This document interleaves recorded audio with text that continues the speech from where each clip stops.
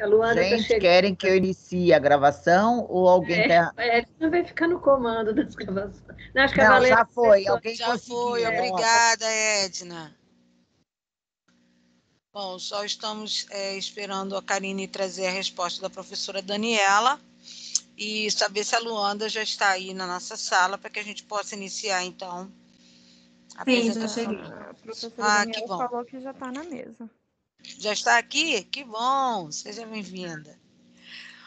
Bom, mais uma vez, bom dia a todas, todos e todes. É uma alegria poder fazer a mediação desta mesa. Eu sou Ana Valéria de Figueiredo, professora do PPGE e da Universidade de Estácio de Sá já há um bom tempo, trabalhando na linha de tecnologias educacionais e dos processos educativos. E nós temos aqui, reunido num pôster, na mesa, né, Crianças, Infâncias e Culturas, três trabalhos que vêm sendo desenvolvidos, né, muito interessantes, cujos títulos são: o primeiro trabalho, nós temos sob título Sucesso Escolar de Crianças com Transtornos do Espectro Autista TEA, na perspectiva das representações sociais de professores da educação infantil, cujas autoras são Luanda Garcês Renha e Rita de Cássia Pereira Lima.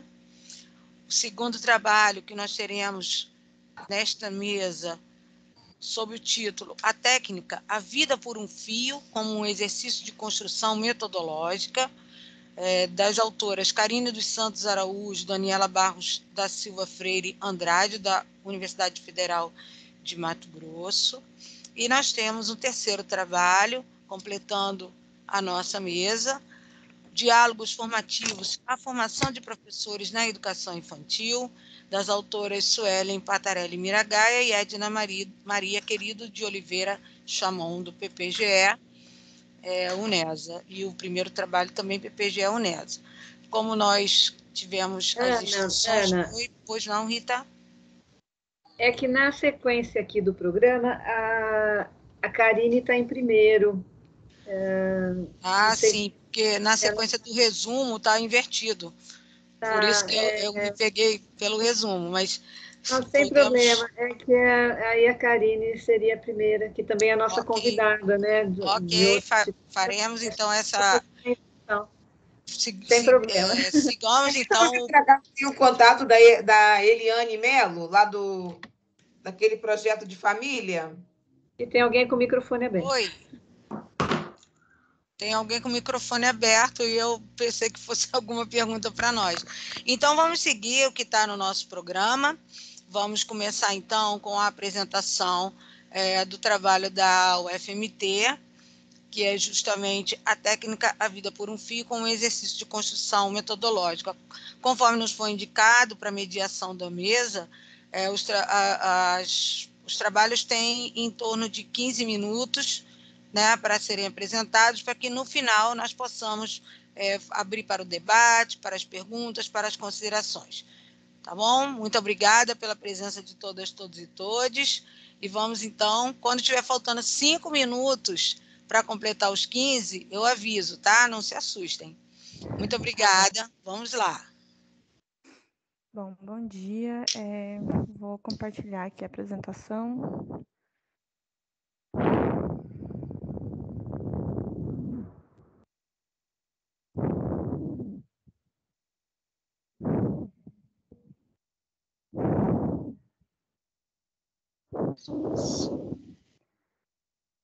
Vocês conseguem ver minha tela? Ainda não, Karine, está entrando. Ok, apareceu. Está em tela cheia? Sim, ótimo. Ok, vamos lá. Meu nome é Karine de Santos Araújo, eu sou mestranda do programa de pós-graduação em Educação da UFMT, Campus Cuiabá, orientanda da professora Daniela Freire, e da linha de pesquisa Cultura, Memória e Teorias em Educação. Estou aqui para apresentar um trabalho, né, a técnica A Vida por um Fio, como um exercício de construção metodológica, E eu vou discorrer um pouquinho nesse trabalho sobre essa técnica, sobre o que é essa técnica, como ela surgiu, como ela foi inserida no contexto de pesquisa e falar um pouquinho sobre a minha pesquisa e a de uma colega que utilizaram essa técnica como ferramenta metodológica. Então, é um estudo que se propõe a debater a pertinência da técnica no contexto de pesquisa, e para isso vai ser apresentadas essas duas pesquisas de mestrado, e a gente vai fazer uma discussão aqui sobre essa ferramenta, né, ancorada na abordagem ontogenética da teoria das representações sociais, em articulação com a teoria histórico-cultural. Então, no que se refere à teoria histórico-cultural, né, a gente compreende que o desenvolvimento humano se dá através de um processo interminável que acontece em ambientes culturalmente organizados, socialmente regulados e por meio de relações de interação entre pares e com a cultura. Então, para o autor, o ser humano se constitui nas relações sociais e com o meio. No que se refere à teoria das representações sociais, eu vou destacar aqui as noções de ancoragem e objetivação, né, processos formadores das teorias das representações sociais, definindo a ancoragem como um processo de transformação de algo estranho e perturbador em nosso sistema particular de categorias, ou seja, ancorar é classificar, dar nome a alguma coisa. E a objetivação tem como objetivo transformar algo abstrato em algo concreto. Em outras palavras, objetivar é descobrir a qualidade icônica de uma ideia, é reproduzir um conceito em uma imagem. Também vou utilizar duas noções, a noção de narrativas, né, desenvolvida por Jovdelovich. As narrativas elas podem ser vistas como uma das principais formas de discursos, de forma que as representações sociais elas são atualizadas e ganham vida por meio destas, ao encontrar um terreno privilegiado para se incubar e se desenvolver. E também a noção de metaforização de Mazotti, né, destacando o papel das metáforas na formação dos discursos e do próprio pensamento, ao considerar que o processo de metaforização é um passo inicial na aquisição do conhecimento. Então, a gente considera que nas representações sociais, né, elas se tratam de um conhecimento que não se encontra pronto, mas que é apresentado, construído e enunciado frequentemente por metáforas, durante situações em que estas são solicitadas. E aí, a título de exemplo, as entrevistas de pesquisa. Nesse sentido, os sujeitos eles vão elaborando e manifestando metáforas acerca do objeto de representação sobre a influência da situação de interlocução. Então, as metáforas elas podem ser examinadas de maneira a expor o esquema analógico utilizado pelos entrevistados, viabilizando uma interpretação mais controlada de seus argumentos. E aí a gente assume que as investigações em representações sociais também buscam expor a constituição das metáforas. No que se refere à técnica, né, a vida por um fio, essa técnica ela foi desenvolvida no contexto de estágio básico, contexto socioeducativos, que é uma disciplina, né, um estágio curricular do curso de psicologia da UFMT. E essa disciplina, o estágio básico, ele faz parte do projeto de extensão Guarda-Chuva, Rede de Apoio à Educação Infantil, interface com a psicologia e a pedagogia. Que está inserido, né, no grupo de pesquisa em psicologia da infância, que é coordenado pela professora Daniela Freire, da qual eu também faço parte. Esse projeto ele tinha como objetivo, né, ou tem como objetivo, a busca por privilegiar a ludicidade e a narrativa enquanto ferramentas psicológicas para auxiliar nos processos de desenvolvimento e aprendizagem infantil. O estágio, ele objetivava, né, esse estágio em específico, a gente está falando do estágio em que nasce a técnica Vida por um Fio, ele buscava promover condições favoráveis à produção de narrativas de crianças hospitalizadas em tratamento oncológico, seus acompanhantes e a equipe de saúde sobre o sentido da vida e da morte, considerando a dificuldade dos pais e dos profissionais de saúde em abordar o tema com as crianças. Então, esse estágio em específico foi realizado por dois estudantes de psicologia do terceiro semestre, a Claudenilde Santos e o Gabriel Lopes, orientados pela professora Daniela Freire. E aí eles surgem num contexto de intervenção de estágio, né? Eles estavam em um hospital oncológico, acompanhando ali a pediatria. E essa técnica, ela surge da seguinte maneira. Enquanto era conversado, dialogado com a criança, com o familiar, com o sujeito que estava ali com os estagiários, havia um fio ou um barbante, e durante esse diálogo, essa conversa, esse fio e barbante ele era transformado em uma imagem. E essa imagem, ela é carregada de significado para aquele sujeito que está construindo ela. Então, nesse contexto, a narrativa ela é utilizada como principal método de produção de significações e sentidos pelos sujeitos, onde o desenho ele vai atuar como uma representação dessas significações e sentidos. Esse trabalho objetiva, né, analisar a pertinência desse uso da técnica como um instrumento de pesquisa e um exercício metodológico.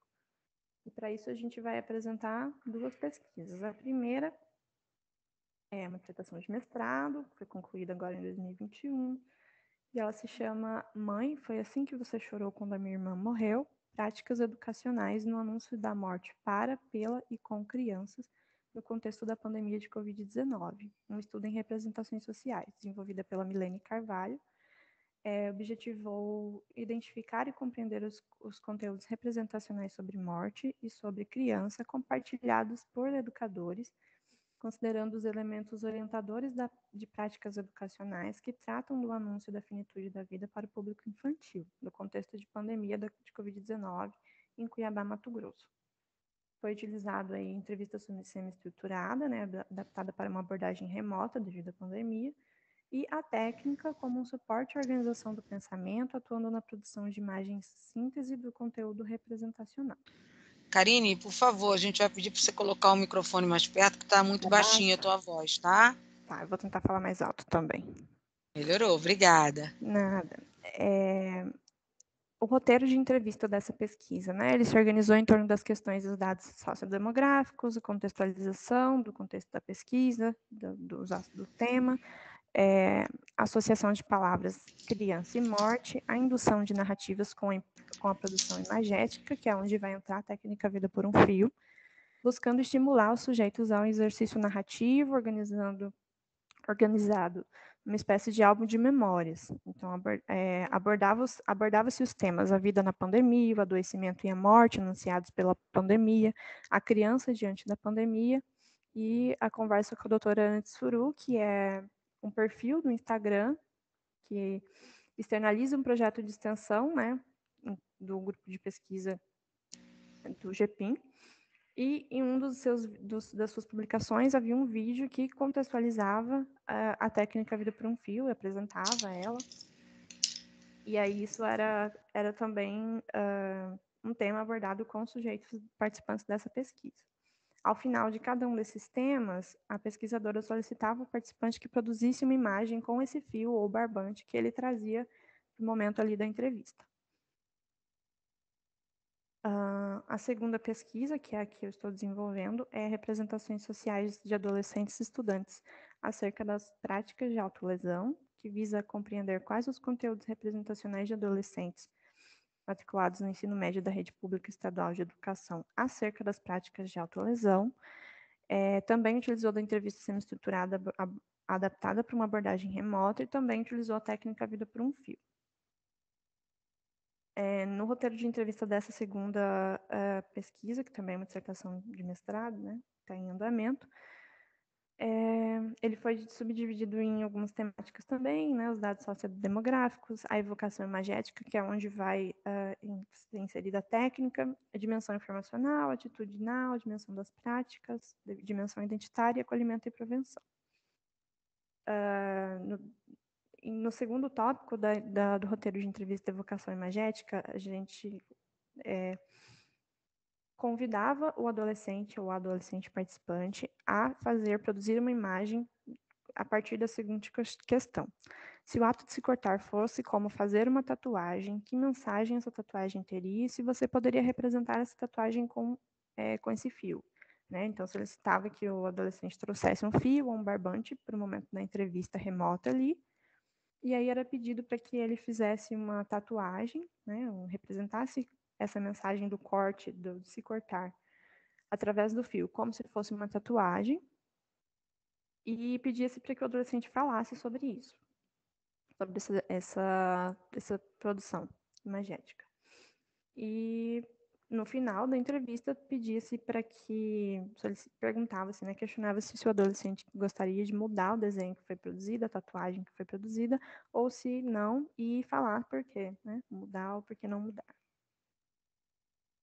Então, para as considerações finais, isso foi possível através dessas duas pesquisas, né, e através do uso dessa ferramenta como metodologia de pesquisa, como ferramenta de produção de dados, foi possível identificar que a técnica ela atuou como uma mediadora na produção de narrativas com um potencial de indução de metáforas, favorecendo a unidade regente cognição-afeto.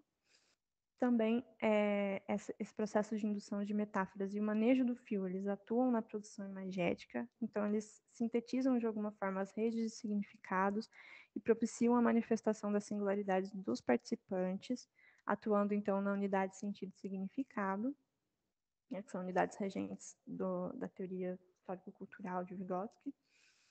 Além disso, né, por se tratar de uma técnica que favorece a produção imagética, ela torna possível identificar a objetivação das representações sociais anunciadas pelos participantes. A técnica também demonstrou uma ampla possibilidade de utilização, no sentido de que ela foi produzida no contexto de extensão e intervenção de estágio de uma disciplina curricular do curso de psicologia, e posteriormente ela foi inserida no contexto de pesquisa de Carvalho, visando garantir a temporalidade e acompanhar o fluxo do tempo. Com relação à construção e compartilhamento dos saberes sobre morte para crianças, no contexto de pandemia, e no estudo de Araújo, objetivando uma análise intencional da objetivação das representações sociais anunciadas pelos e pelas adolescentes. Ainda na pesquisa de Araújo, né, a minha dissertação que está em andamento, a técnica também se mostrou como uma ferramenta mediadora na relação entre pesquisadores e participantes, potencializando a construção de vínculos. Para quebrar aquela rigidez, né, do momento ali de entrevista, a questão do distanciamento por ser uma entrevista online, né, então a técnica ela também ajudou a mediar essa relação com o adolescente. E, por fim, a técnica também demonstrou uma ampla aplicabilidade, né? Então, ela foi desenvolvida com crianças, quando ela surgiu, lá no contexto de estágio no hospital, com os dois estagiários, o Gabriel e a Claudenilde. Depois, ela foi aplicada com adultos, no estudo da Milene Carvalho, e depois com adolescentes, né, na minha pesquisa. Ela foi desenvolvida inicialmente no contexto presencial, mas mostrou ser possível ser utilizada, né, como ferramenta metodológica também no ambiente remoto, em pesquisa de ambiente remoto. Ela surge no contexto de grupos, né, nos grupos com as crianças no contexto do estágio, mas também se mostrou possível de ser utilizada com indivíduos no contexto de pesquisa individual ali com o sujeito. E também apresentou certa plasticidade com relação aos diferentes objetos de pesquisa. Então, ela foi trabalhada ali inicialmente para tratar sobre o sentido de vida e de morte para as crianças ali no hospital oncológico.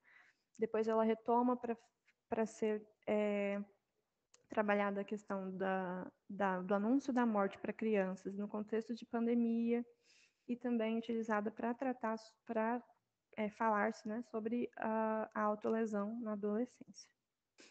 E é isso, aqui algumas das referências utilizadas. Acho que não extrapolei o tempo. Obrigada, Karine. Você teria até mais 4 minutos aí pela nossa conta aqui. Muito bom, muito obrigada. Depois, se alguém já tiver perguntas, pode colocar aqui no nosso chat, a gente vai já organizando, vai observando, ok? Vamos, então, seguindo a ordem da programação.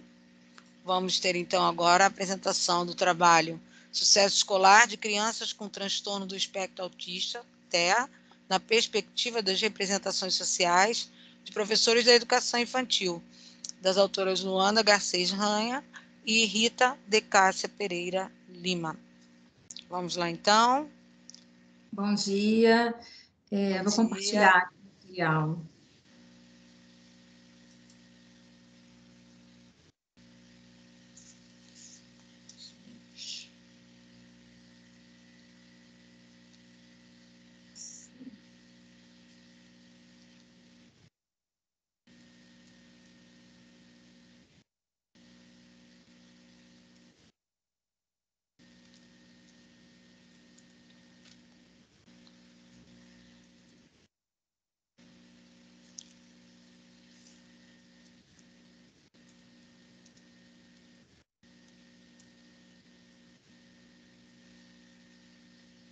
Entrou?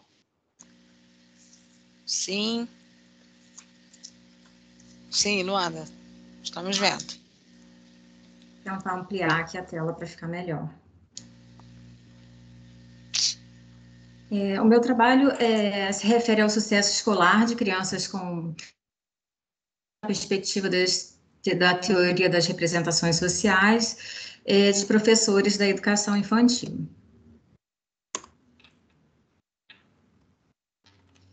Então, para iniciar, eu vou falar um pouquinho sobre o TEA, né? Os critérios dos pilares de diagnóstico que são importantes para a gente entender esse contexto. Para se fazer um diagnóstico de TEA é necessário uma dia de 2 sintomas, né? Que são os déficits sociais e de comunicação e são os comportamentos restritos e repetitivos, né? O TEA é um transtorno do neurodesenvolvimento e ele se dá durante a infância.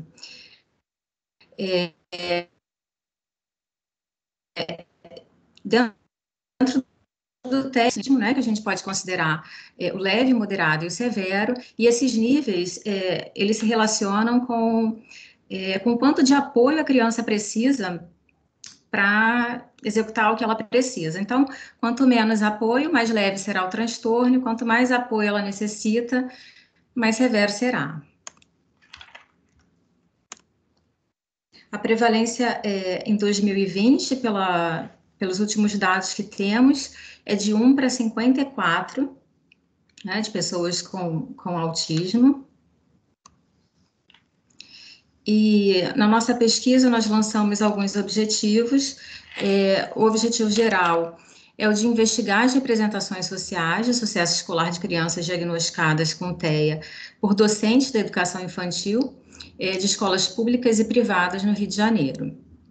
E os específicos, constatar informações atuais sobre o TEA entre os docentes, observar como que as crianças com TEA aprendem de acordo com esses docentes e analisar a proposta da BNCC no que se refere às relações entre o eu, o outro e o nós como campos de experiência da criança, né? Considerando adaptações para o município do Rio de Janeiro e analisar as noções de sucesso e de fracasso no discurso desses professores. Esse trabalho foi fundamentado pela teoria das representações sociais, né, com revisão de literatura sobre o sucesso e o fracasso escolar e sobre a legislação brasileira no que se refere à educação infantil. Os sujeitos da nossa pesquisa foram 11 professores da educação infantil, né, que atuam ou que de alguma maneira já atuaram com crianças diagnosticadas com esse transtorno no Rio de Janeiro, tanto em rede pública como em rede privada. E aí nós temos a característica do perfil dos nossos participantes da pesquisa.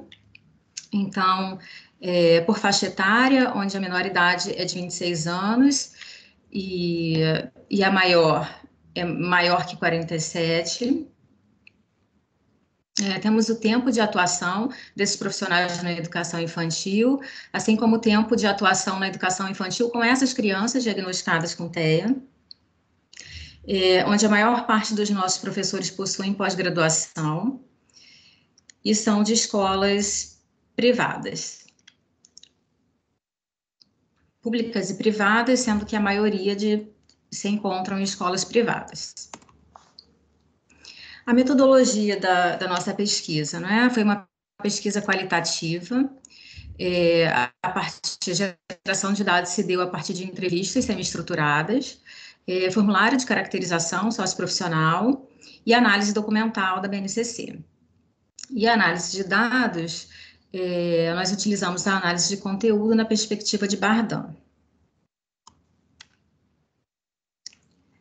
Então, a nossa análise, né, temático-categorial, ela foi dividida em 3 temas, sendo o primeiro tema sobre a formação profissional, e as categorias que aparecem são necessidade de formação continuada e formação inicial insuficiente. No segundo tema, aborda o trabalho na educação infantil, com crianças diagnosticadas com TEA, e as categorias que aparecem nesse segundo tema se relacionam com o perfil do professor na educação infantil, o tipo de escola, né, que nós dividimos em 2 subcategorias, que seria a rede pública e a rede privada, discurso sobre inclusão, família da criança autista, trabalho com a BNCC, né, nessa perspectiva do eu, do outro e do nós, e a função da educação infantil. E o terceiro tema, ele traz a criança com TEA na educação infantil. E as categorias abordadas foram respeito à singularidade, aprendizagem, e nessa categoria de aprendizagem nós temos 3 subcategorias, que se dividem em como a criança autista aprende, sala de recursos, mediação e materiais, e barreiras para aprendizagem. E eu trouxe um pouco do discurso para vocês, eu não sei se, com certeza a gente não vai conseguir ver tudo que eu trouxe de discurso, mas para que vocês possam ter uma ideia do que apareceu nessas entrevistas. Então, relacionado à necessidade de formação continuada, a gente tem um relato que diz o seguinte: eu acho que há necessidade de ter capacitação sempre, tanto para o corpo docente, tanto para a estrutura, porque hoje eu trabalho com uma escola que não atende dessa maneira. Então, formação inicial insuficiente.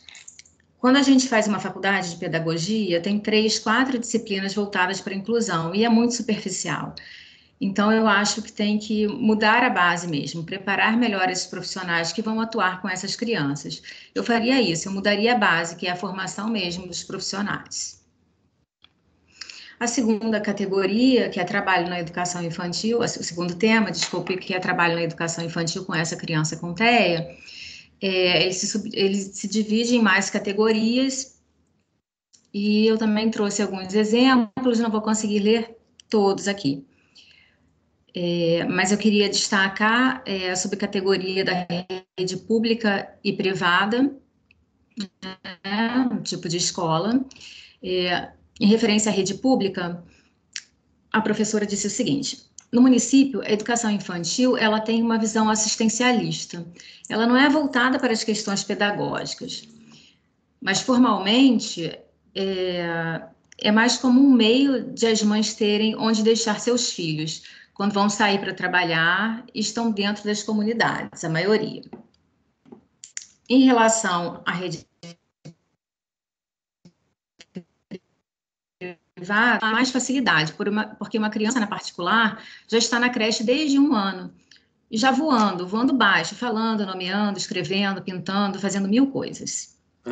Então, aí a gente consegue perceber nesses discursos, né, o que esses professores pensam a respeito da rede pública e da rede particular de ensino. A família é uma categoria também bastante presente durante toda a pesquisa. Então, eu vou ler para vocês um discurso. O que eu mais gosto é ver que um pouquinho é muito, e perceber que para um pai, quando você explica que o filho dele foi capaz de construir alguma coisa que um outro que não tem a TEA já fez, há muito tempo e aquele pai se emociona com aquilo, isso é o que eu mais gosto. E, finalmente, temos o tema 3, que é a criança na educação infantil. Esse tema apresenta as categorias respeito à singularidade, aprendizagem, e a aprendizagem se subdivide em subcategorias, né? Como que a criança aprende, a sala de recursos e materiais, e quais são as barreiras de aprendizagem. Em relação a respeito à singularidade, o discurso que eu trouxe eu acho que a maior percepção dentro da educação infantil é observar cada criança como ela é. Como a criança autista aprende? Eu sempre respeitei muito o que a criança traz de bagagem social, bagagem familiar, para poder dar um modelo, prosseguir, explicar que existem outras formas de você se expressar e que o mundo cobra uma forma correta para você se fazer entender e aprender, mas sempre com muito carinho, porque as crianças precisam disso para evoluir. E seguir um bom planejamento, trabalhando muito no concreto com as crianças, para elas poderem aprender, porque é tudo muito pegar, sentir, passar por cima, pular. A subcategoria de recursos e adaptação de materiais também foi bem presente, né? Então, assegurar ao meu educando uma qualidade na sua educação, criando e trazendo instrumentos e ferramentas que conduzem ao caminho da aprendizagem, ou seja, esses recursos como forma de conduzir a criança uma possibilidade de conduzir a criança nesse caminho para a aprendizagem. Em relação a barreiras para a aprendizagem, é muito predominante a questão do comportamento dessas crianças. Então, eu trouxe esse relato. O maior desafio é a agressividade, porque a agressividade da criança, você tem, claro, um limite de onde você pode chegar na criança, você não pode tocar. Às vezes, meio que tem que proteger todas as outras crianças e a você mesmo.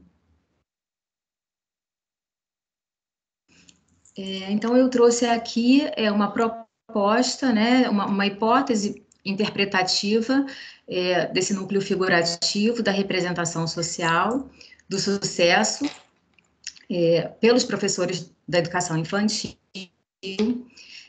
O núcleo figurativo ele foi exposto por Moscovici na teoria das representações sociais. Ele é um esquema, né, que pode se revelar através da imagem, proveniente desse processo de objetivação, onde ele torna concreto os elementos do objeto e a sua função é guiar as percepções e julgamentos associados a esse objeto de dada realidade social. Né? O núcleo figurativo é uma reconstituição que torna essas formas abstratas de alguma maneira compreensíveis. Então, no meio desse esquema, tem a criança socializada e três outros elementos. Então, a partir desses elementos que organizaram esses discursos, nós chegamos à imagem da criança socializada. Essa criança tem uma família, não é, que aceita esse diagnóstico e que participa do processo de inclusão escolar.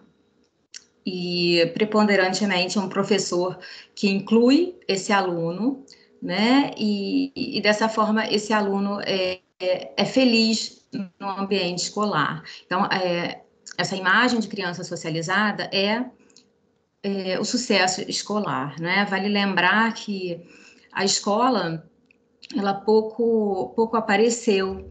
O que, de fato, mais sobressaiu foi o professor que inclui, né? Ainda que a gente saiba que a escola não abrange só o professor, outras estruturas. Então, no cerne dessa questão, ganha força essa tensão entre o sucesso e o fracasso, né? Que eles podem ser compreendidos por uma forte oposição. Então, a gente só consegue ter essa plena compreensão desse modelo, dessa proposta de modelo figurativo, se nós considerarmos o sucesso e o fracasso como par antitético, né, cujos significados confirmam a existência dos seus contrários. E aí eu trouxe um pouco desses discursos, né, do que seria o sucesso e do que seria o fracasso para esses professores. Então, em relação ao sucesso, é uma criança feliz, indo para a escola com prazer, com amor e com alegria. O fracasso é esse desprazer gerado. Então, ele acaba não querendo estar na escola. E aí, por não querer, por ter essa aversão, ele sofre os prejuízos da falta de contato com a sociedade. O sucesso é porque ela conseguiu, independente de todos os desafios, independente de estar alfabetizado ou não, algum desenvolvimento ela teve, né? Luanda, 5 minutos para encerrar, ok? Tá, obrigada. Essa professora, de alguma maneira, e esses pais observaram. O fracasso seria aquela criança que não é incluída, aquela criança que o professor não faz questão, muitas das vezes, de ensinar, que o professor não liga, que o professor deixa de lado. Então, essa, para mim, é uma imagem de oposto de sucesso.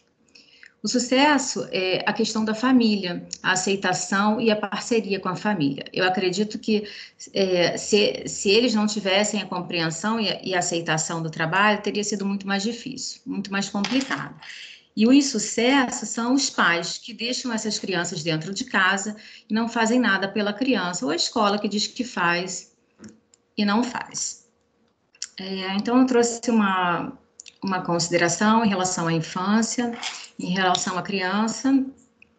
A infância e as práticas de socialização infantil, elas foram consideradas como uma construção social ancoradas em uma rede de significados, partilhados ao longo do tempo. Nesse sentido, o poder adaptativo e reprodutivo das crianças em relação ao conhecimento social partilhado, limitando a criança à categoria de objeto, conservando crenças e valores de uma lógica adultocêntrica. Portanto, inicialmente, a criança é um objeto do mundo social do outro. E esses conferem a ela, de forma gradual, essas representações são internalizadas, e a partir dessas mediações, ela emerge como um ator independente. No caso da criança autista, uma representação marcada pela diferença, onde a criança adquire uma identidade que a permite situar-se no mundo social. E essa organização de significados, né, de uma construção de identidade, possibilita a criança se posicionar como um ator social. Eu trouxe algumas referências utilizadas para a construção dessa pesquisa. E é isso, eu quero agradecer. Terminamos. Muito obrigada, Luanda. Parabéns pela pesquisa. Já estou colocando algumas perguntas aqui no chat, né? O pessoal ir olhando. Por favor, quem também tiver pergunta, poste aqui no chat. Se houver tempo, falaremos de todas. Não há problema. E seguindo, então, a nossa ordem de apresentações, vamos passar agora para o trabalho Diálogos Formativos, a formação de professores na educação infantil, com a autoria de Suelen Patarelli Miragaia e Edna Maria Querido de Oliveira Chamon.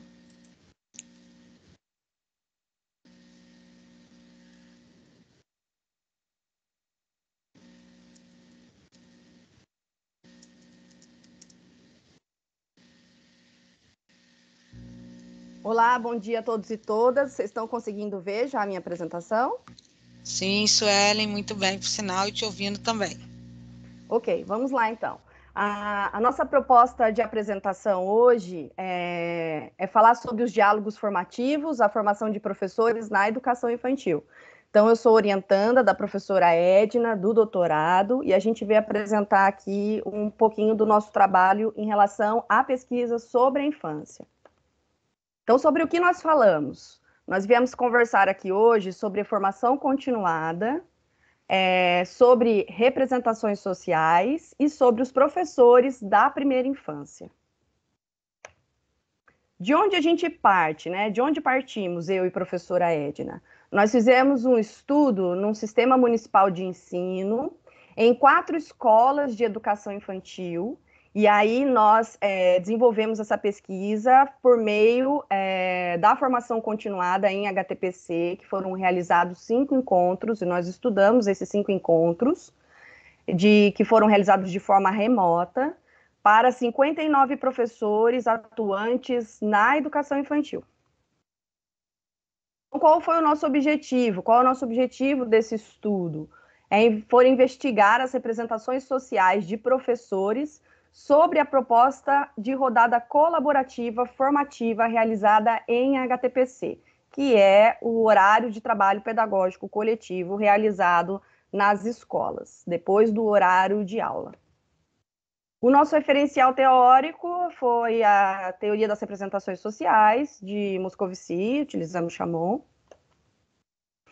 O procedimento metodológico foi um questionário realizado com 59 professores, composto por 5 questões. Foi via Google Forms. Como o HTPC ele foi remoto, nós fizemos o questionário também por meio de formulário online. E aí, começando a trazer para vocês um pouquinho dos nossos resultados aqui, a gente não dá para não dá para não pensar que nós estamos aí num cenário atual, diante de uma pandemia que ainda está presente na sociedade, né? E nessa pandemia ainda presente, nós nos deparamos com a retomada das aulas presenciais para crianças pequenas. E crianças que foram, durante quase 1 ano e meio, 2, privadas de seus direitos previstos na BNCC, como brincar, conviver e explorar. E a gente percebe que elas estão chegando na escola com dificuldades relacionadas à socialização, à linguagem, à coordenação motora. Então, considerando o papel do professor na educação infantil, neste contexto de crises e mudanças, eu e a professora Edna, conseguimos compreender a importância da reorganização da prática pedagógica do professor, né? E, nesse sentido, entendemos a importância da formação continuada do professor em HTPC. E aí, essa busca para descobrir quais são as representações sociais dos professores sobre esse horário de trabalho pedagógico coletivo, sobre a formação continuada, prevista, inclusive, na LDB. Então, agora com vocês, com a palavra, as professoras. Nós trouxemos aqui discursos das professoras em relação a esses encontros formativos em HTPC. Importante lembrar que foram 5 encontros e cada tema versava sobre um campo de experiência previsto na BNCC. Sempre esclarecedora e auxiliando a nossa prática educativa com dicas fundamentais. Muito interessante, cheio de aprendizagens, pena o tempo ser curto. O HTPC trata-se de uma formação em 2 horas aula, ou seja, 1 hora e meia. Agregou muito, pois muitas vezes achamos que já sabemos tudo, e o mesmo, apresentado de forma diferente, nos abre mais opções de ideias para repensarmos a prática docente.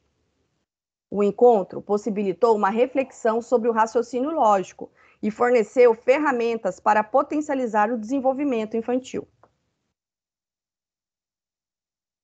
Estou adorando e torcendo para que tenhamos mais encontros assim, de muito aprendizado e com pessoas experientes. Importante falar para vocês aqui presentes que o encontro ele foi realizado por meio de cada campo de experiência com uma formadora diferente, com especialização nesse campo de experiência na qual ela foi falar no HTPC. Então, a gente tinha palestrantes de fora dessa rede municipal de ensino, conversando com os professores em HTPC. O encontro foi muito bom e também o tema bem pertinente. Veio ao encontro as nossas dificuldades do dia a dia, em questão da apresentação de histórias para as famílias. Foi um encontro de forma leve, conseguiu chegar no ponto que eu também acredito que para formarmos leitores proeficientes, é necessário que nós sejamos o exemplo vivo desse leitor proeficiente. Sim, com certeza, trouxe informações e dicas importantes para elaborar a estratégia, tanto para os alunos quanto para as famílias. E aí, esse encontro previsto aí em porcentagem, nós colocamos aí a opção das professoras marcarem o encontro formativo como excelente, muito bom, bom, regular, ruim ou insatisfatório. E aí vejam que 66% das professoras responderam, das 59 respostas obtidas, que consideraram os encontros excelentes. 30% consideraram os encontros muito bons. Aqui também outra porcentagem, aí já com um número de respostas menores, referentes ao outro encontro. 77% consideraram esse encontro excelente, 18% satisfatório. E aí nós fizemos uma pergunta para as professoras. Você acredita que esse encontro formativo trouxe subsídios para a sua prática profissional? Afinal, é esse uma das ideias dessa formação continuada em HTPC? E elas responderam assim, e eu falo elas porque eram todas mulheres. Não tenho dúvidas que me auxiliarão nas elaborações de propostas de atividades, mas também em como agir com os pequenos. Sim, trouxe muito aprendizado e conhecimento, que poderemos colocar em prática com o nosso trabalho com as crianças na educação infantil. Sim, apontou que tenho que proporcionar a leitura aos meus alunos, de forma divertida e prazerosa, incentivando e formando o indivíduo apreciador dessa prática. Com certeza, é possível retomar os conceitos de Piaget e de Camus e ampliar as discussões com as professoras, possibilitando a produção de propostas mais direcionadas às necessidades das crianças. Sim, pois me fez lembrar como é importante desenvolver os 7 processos mentais do raciocínio lógico-matemático. E quando não é bem trabalhado na educação infantil, pode causar lacunas para o resto da vida da criança. Sim, com certeza não é preciso de materiais mirabolantes para que a criança desenvolva certas habilidades mentais. O direcionamento, o modo como o professor orienta, interage, faz questionamentos que estejam ao alcance da maturidade da criança, é o essencial para que ela desenvolva de forma prazerosa e significativa as habilidades mentais. E aí, quando a gente faz aqui uma consideração sobre esses encontros formativos, sobre as devolutivas das professoras, a gente tem indícios de algumas representações no sentido de que quando o palestrante é de fora, as formações são melhores. Quando se relaciona a teoria com a prática, há mais aceitação das professoras por parte de formações nesse sentido. E a gente percebe também que esses encontros formativos online, na visão delas, não atenderam muito à proposta dos encontros, no qual elas acabam preferindo aí os encontros presenciais.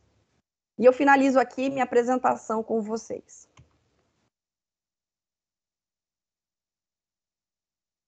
Muito obrigada, Suelen. Excelentes apresentações.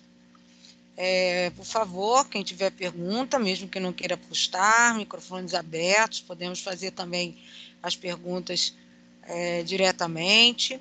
Temos aqui uma observação que o Roberto trouxe para nós, relativa ao trabalho de Luanda, né, sobre a questão do TEA. Então, ele diz para nós, como pai de crianças no espectro, só recomendo a expressão crianças no espectro. O autismo não define a criança, é apenas uma de suas características. Criança autista seria equivalente a criança obesa e etc. Roberto, muito obrigada, porque a sua observação, penso que é importante para todas, todos e todos que estamos aqui na sala. Né? Por isso que a gente sempre coloca, é um lugar de aprendizagem e de aprendizado coletivo. Muito obrigada pela tua excelente e assertiva colocação.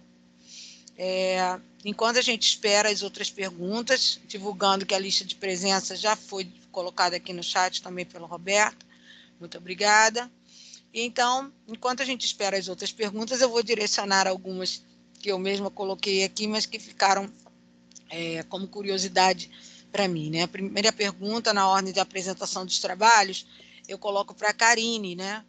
Karine, como que vocês registraram essas imagens dos fios?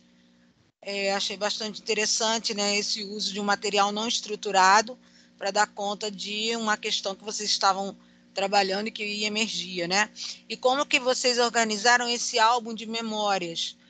Qual foi esse suporte? Foi fotografia, foi desenho, foi podcast, foi alguma gravação? E se esse repositório dessas imagens, desse álbum de memórias, ele é publicizado para consulta, para a gente poder ver isso? Por favor, Karine. Tá baixinha a tua voz, né? Karine. Ai, desculpa. Tá dando para ouvir agora? Sim. Ana, o registro foi feito da seguinte forma, nas duas pesquisas, né? Através dos prints de tela das videochamadas, né, que aconteciam, ou então o participante mandava uma foto da produção que ele tinha feito ali com o fio, né? A questão do álbum de memórias, que é da pesquisa da Milene, ele foi, como que eu posso explicar? Foi durante a discussão daqueles tópicos, né, da vida na pandemia, o adoecimento e a morte anunciados pela pandemia, e a criança diante da pandemia, as restrições, adoecimento e morte, e o converso com o Dr. Nancy Suru, cada tópico desse, ao final do tópico ali, do que era conversado durante a entrevista, o participante produzia uma imagem, né? E aí ela registrava, através dessa forma que eu falei, dos prints de tela ou das fotos que o participante mandava, e isso está registrado na dissertação dela, né? Se eu não me engano, a dissertação dela já foi publicada, que ela defendeu já tem algum tempinho, então se eu não estiver enganada, já foi publicada. A professora Daniela talvez saiba dar essa informação mais precisa. Mas isso vai estar registrado na dissertação dela e com relação à minha pesquisa, né, que também utilizou a técnica, ela está em andamento, está em processo de análise de dados. Então, no final, né, quando tiver defendido e tiver sido publicizada a dissertação, também vai estar registrado lá as imagens e, enfim, análise dos dados com base nas imagens também.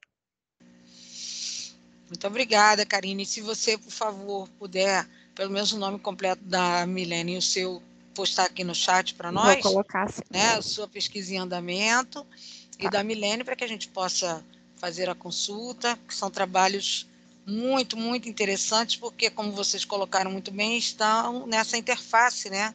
Psicologia, pedagogia, eu achei muito interessante. Parabéns. Uma outra pergunta que eu coloquei aqui no chat, né, para a Luanda. Luanda, você trouxe vários pontos de vista, né, e eu achei muito interessante o seu trabalho quando você faz esse tensionamento, né, entre o sucesso e o fracasso, com a ideia própria da metáfora, que é muito cara, né, a linha de representações sociais, mas que também é de meu interesse, e acredito que de outros colegas aqui também. Se, porventura, nessas questões que você vê nas falas, né, que você nos traz que muito pouco aparece do ambiente escolar, da escola, né, nesse processo, você obteve alguma informação, alguma pista, alguma questão, algum indício até da gestão implicando neste quadro que você pesquisa e traz para nós tão brilhantemente entre sucesso e fracasso? Na verdade, isso foi algo que nos surpreendeu, porque o que aparece de forma muito relevante é o professor, a dificuldade desse professor em incluir, tudo que ele faz para incluir essa criança em sala de aula e socializá-lo com os seus pares, mas não aparece a escola, essa gestão escolar, de forma significativa na pesquisa, né? A escola como um todo, e com suas responsabilidades que isso implica. E vocês conseguiram, ou estão conseguindo, atribuir isso a alguma questão até relacionada, não sei se apareceu na pesquisa, mas uma curiosidade mesmo, a ideia anterior também de uma representação social desse professor, como esse Messias, esse Salvador, esse consagrado, dedicado, ou isso não apareceu na pesquisa nessas falas, ou vocês conseguiram perceber algum indício, alguma coisa assim, excetuando, já que a escola parece estar aí como um espaço meio aleatório, né, para essas práticas. Seu áudio falhou um pouco para mim. Você pode repetir? A pergunta se vocês conseguem ter algum indício, já que a escola apareceu tão pouco, né, de que esse professor ainda tem essa ideia de missão, de missionário, que vai fazer essa inclusão, ou isso não apareceu, nenhum indício, nada disso? Não apareceu. Não apareceu. Apareceu um perfil de professor muito ligado às questões da interação, às questões, um professor que esteja ligado aos aspectos emocionais, à subjetividade, mas não, como missão, isso não apareceu. Interessante, porque fica aí, né, nessa linha tênue, né, e muito interessante não aparecer a escola, né, mas que pode ensejar, né, a gente não pode colocar como sim, mas que pode ensejar essa ideia realmente dessa representação anterior, que de vez em quando aparece aí em alguns trabalhos, né, dessa ideia de missão aí, enfim, parabéns também, né. A Karine já colocou aqui, muito obrigada, Karine. A Tatiane faz alguns comentários aqui, né, a questão do conceito de escola aparece ser pouco no trabalho da Luanda, né, uma coisa que nos intriga bastante, a Tatiane me parece e a mim também. A inclusão realmente ainda é um tema secundário para a comunidade escolar, Tatiane coloca. O professor realiza diariamente um trabalho quase que autônomo, sem ou com pouco suporte. O professor está buscando se capacitar e desenvolver seu trabalho quase que sozinho. O Roberto divulga aqui no Facebook algumas fotos que estão sendo prints, né? Muito obrigada, Roberto. E também uma questão que eu coloco para a Suelen, um trabalho de fôlego, né, que Suelen nos traz, com 59 participantes aí, né, muito interessante. E perguntar a você, Suelen, em que medida, né, essa questão da reflexão crítica aparece nessas falas, como você traz para nós no título do seu trabalho, né, proposta de uma reflexão crítica, né? E quatro escolas, achei também muito interessante. E se houve alguma diferença, assim, que fosse marcante, por exemplo, entre os professores que você faz análise dos professores de escola privada e dos professores de escola pública, se tem algum diferencial, alguma coisa que faz esse corte, por favor. A pesquisa foi feita numa rede municipal de ensino, então não tinha professores de escola particular. A gente só trabalhou com professores de escola pública. E a gente percebemos assim que o professor ele tem muita resistência quando a gente faz a proposta de encontro formativo, e que quando a gente trouxe aí uma rodada colaborativa por meio de trazer teoria e a prática com sugestões, o professor gostou mais. Então a gente percebe essa diferença assim de que quando só o professor coordenador toda semana dando HTPC, ele não acha tão produtivo quanto que se vem alguém de fora. Digamos que alguém de fora tem mais condições do que o próprio professor coordenador que está lá dentro da escola e conhece a realidade deles. É complexo isso, né?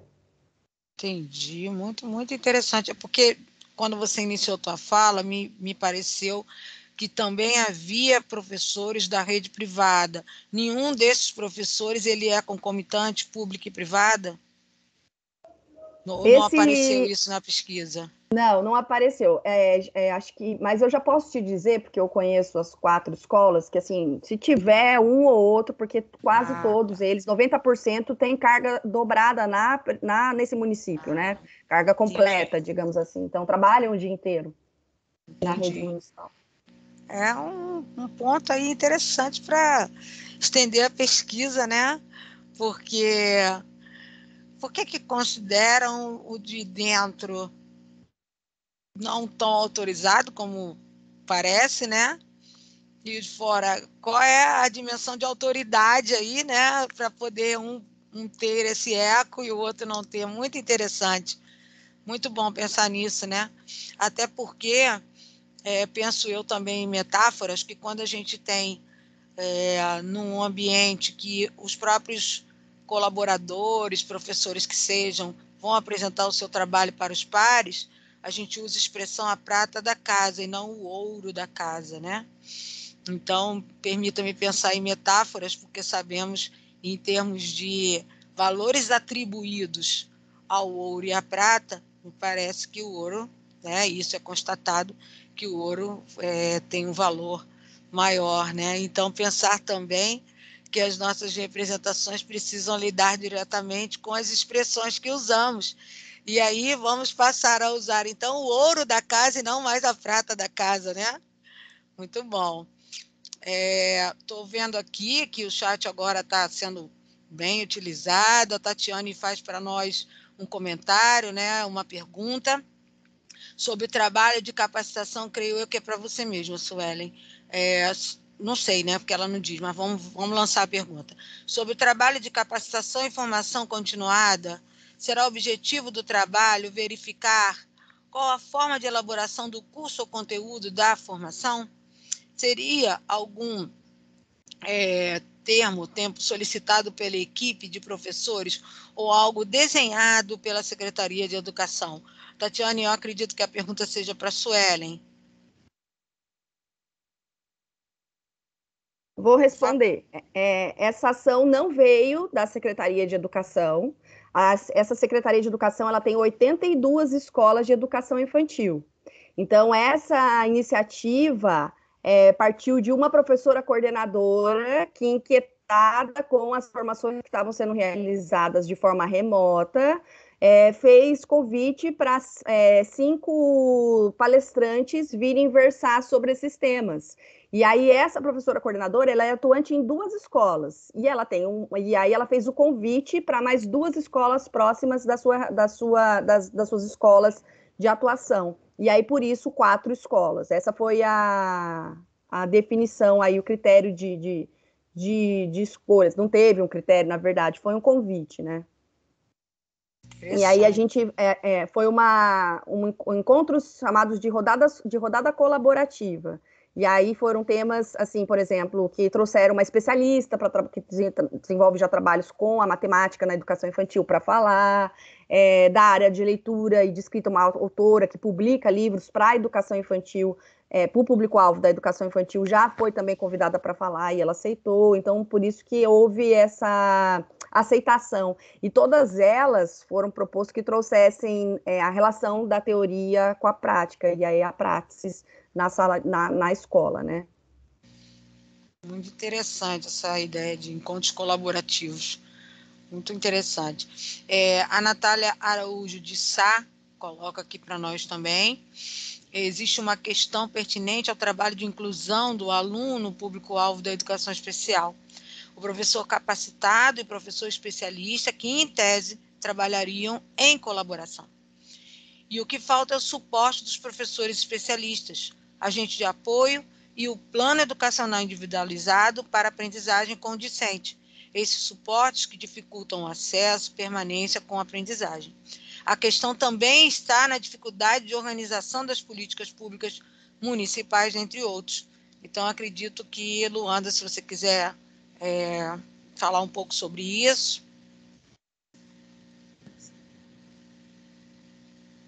Não concordo com a Natália, né? Mas de alguma forma, isso aparece na pesquisa com o professor se responsabilizando muito por tudo que tange a inclusão, né? Inclusive pelos materiais, por todo tipo de recurso necessário, e responsabilizando também muito a família por essa inclusão, né? Pela conscientização do diagnóstico, por uma aceitação de diagnóstico mais mais rápida e de alguma forma clamando pela ajuda dessa família nessa inclusão. Mas a estrutura da escola mesmo, essa gestão escolar, ela não aparece com tanta relevância. Não sei se respondi. Tem uma mãozinha levantada aqui, vamos ver de quem é. Deixa eu ver se eu consigo ver a mãozinha. Obrigada, Luanda. Olá, Ana Valéria, sou eu, Tássia. Oi, Tássia, por favor. Você está com a palavra. Bom dia, quer dizer, boa tarde já, né? Eu queria fazer duas perguntas, né? Eu não me recordo agora o nome, não sei se é para a Sueli ou para a Luanda. Né? Uma da Sueli seria uma observação com relação ao processo mesmo de formação em serviço, né? É engraçado quando a gente pensa que a escola deve ser um lugar privilegiado de formação em serviço e quando a gente observa como resultado de pesquisa, né, os professores discursando sobre talvez esse não interesse mais significativo em estar realizando isso dentro da escola e abraçar mais, né, pessoas que vêm de fora para falar sobre a questão de teoria e prática, para falar sobre a sua prática pedagógica, né, sobre as narrativas da educação infantil e assim vai.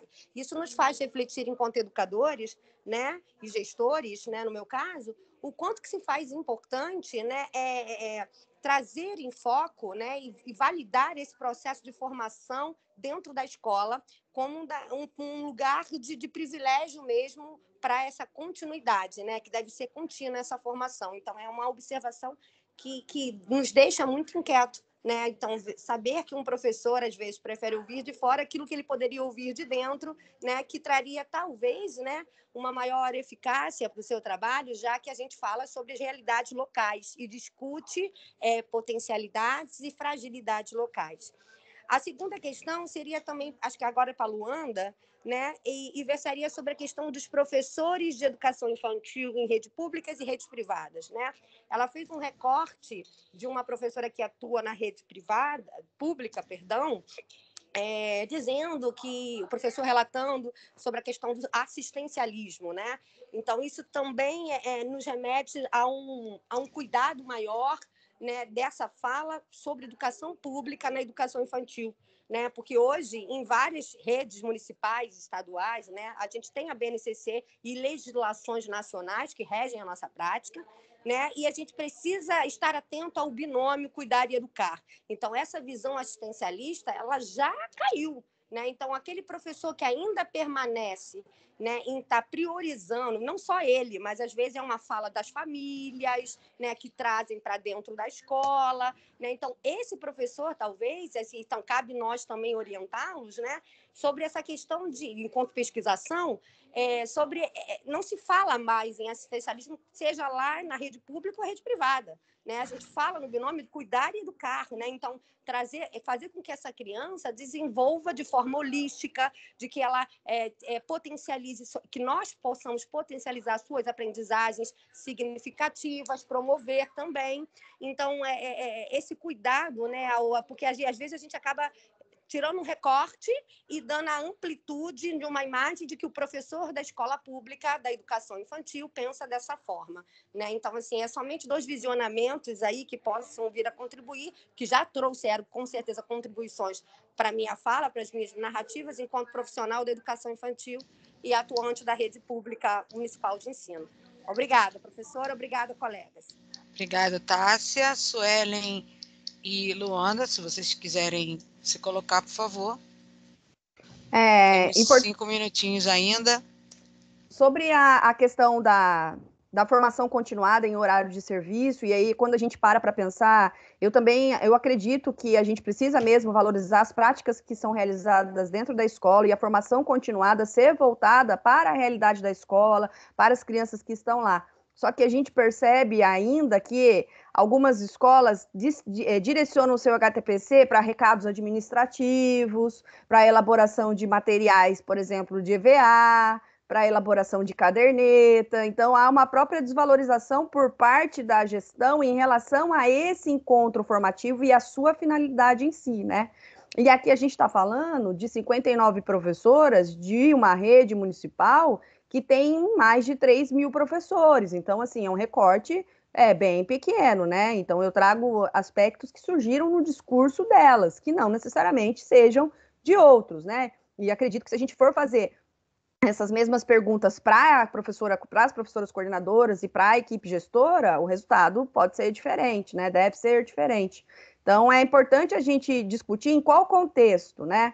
Essas formações estão sendo realizadas e como elas estão sendo realizadas pelos professores coordenadores e diretores na educação infantil, né? Qual é a valorização que é feita? Talvez não se tenha, e por isso esses resultados de que quando vem alguém de fora é melhor, porque, afinal, eu prefiro ouvir alguém falando que seja da área do que ficar no horário de HTPC recebendo recados administrativos ou de regras do que pode e o que não pode fazer, que a gente sabe que acontece.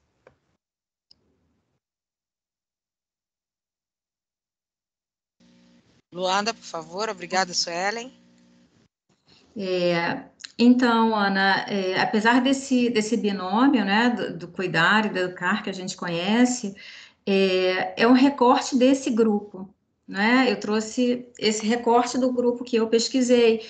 E assim como essa fala da professora da educação pública, ainda teve outras falas fortes também, inclusive dizendo que a escola muitas vezes serve como depósito de criança para a mãe trabalhar. Então, veja, não que isso retrate a verdade, mas retrata o discurso desse grupo de professores que eu entrevistei.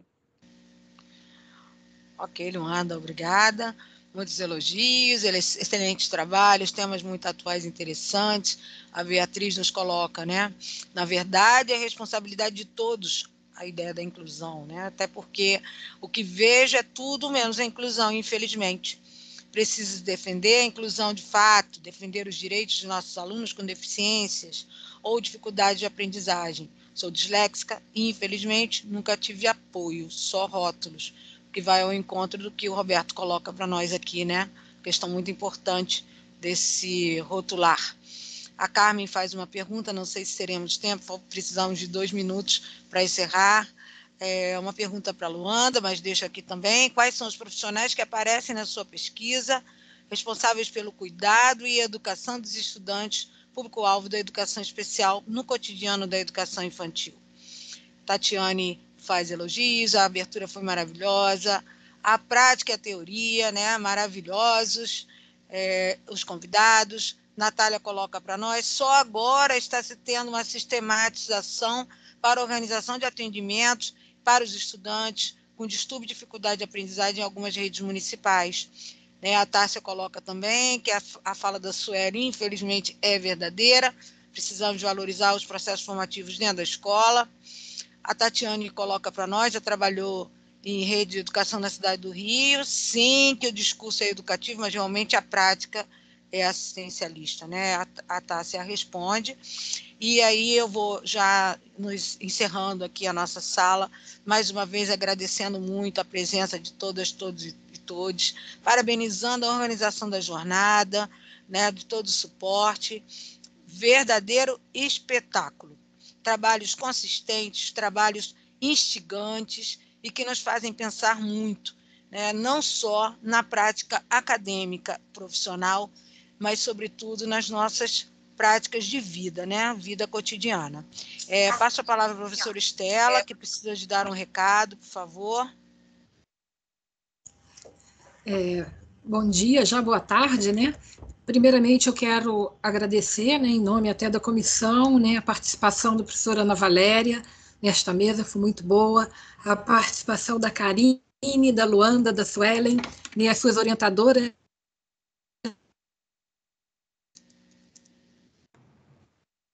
né, Daniela. Nós voltaremos às 13 horas, né, com a palestra Dimensão Emocional das Representações Sociais, com a professora Silvia Gutierrez Vidro, da Universidade Autônoma Metropolitana do México, né? E este é um evento, né, que nós estamos fazendo em parceria com o Centro Internacional Interdisciplinar de Estudos e Pesquisas, CIEP, Direitos Humanos, da UNESA, tá? E que terá a mediação da professora Edna Chamon. Então, Esperamos vocês às 13 horas. Muito obrigada, professora Estela. E peço, então, quem puder abrir sua câmera para a gente fazer o nosso print aqui, né? Para deixar nosso registro imagético, já que houve essa menção aqui da importância dos registros, como aqui a Karine trouxe no trabalho, nos trabalhos que ela apresentou. Agradecer e parabenizar também a professora Edna, a professora Daniela, a professora Rita, pela orientação cuidadosa, porque os trabalhos refletem exatamente isso. Parabéns. Muito feliz e muito emocionada até com a potência desses trabalhos, viu? Nos fazem pensar, refletir e seguir. Isso aí. Vamos lá para o nosso print. 1, 2, 3 e já! Nosso melhor sorriso. Um abraço, vamos continuar. Vida longa a jornada, tá bom? Obrigada. Um beijo a todos. Tchau, Fiquem gente. bem. Até daqui a pouco. Parabéns para todos os trabalhos. Até logo, né? Temos 45 minutos aí. Até já. Daqui a pouco. Beijo, gente. Muito bom. Foi muito boa essa mesa. Parabéns.